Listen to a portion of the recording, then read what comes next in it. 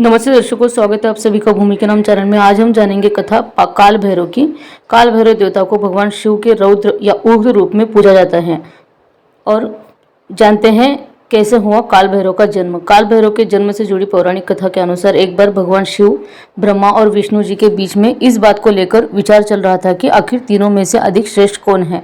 विवाद से लेकर विचार विमर्श के बाद भी इसका समाधान नहीं निकल पाया।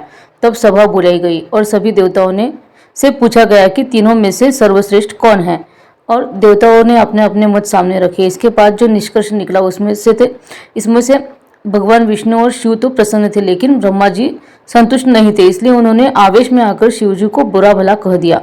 सभी देवताओं के बीच ब्रह्मा जी द्वारा अपशब्द सुनने के बाद शिव जी को अपना अपमान सहन नहीं हुआ और उन्हें भी क्रोध आ गया, और इसी क्रोध से काल भैरव की उत्पत्ति हुई।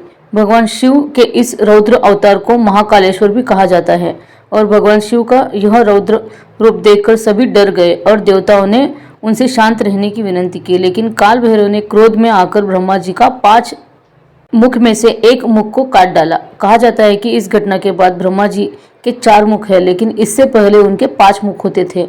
और ब्रह्मा जी का सिर काटने के कारण काल भैरव पर ब्रह्म हत्या का भी पाप चढ़ गया, और इसके बाद ब्रह्मा जी ने शिव के इस रौद्र रूप अवतार से क्षमा मांगी, जिसके बाद वे शांत हुए। हालांकि ब्रह्म हत्या का पाप लगने के कारण काल भैरव को इसका दंड भोगना पड़ा और कई साल धरती लोक पर भिखारी का रूप धारण कर भटकना पड़ा। आखिरकार वाराणसी में उनका यह दंड समाप्त हुआ, इसलिए काल भैरव का एक नाम दंडपाणि भी है।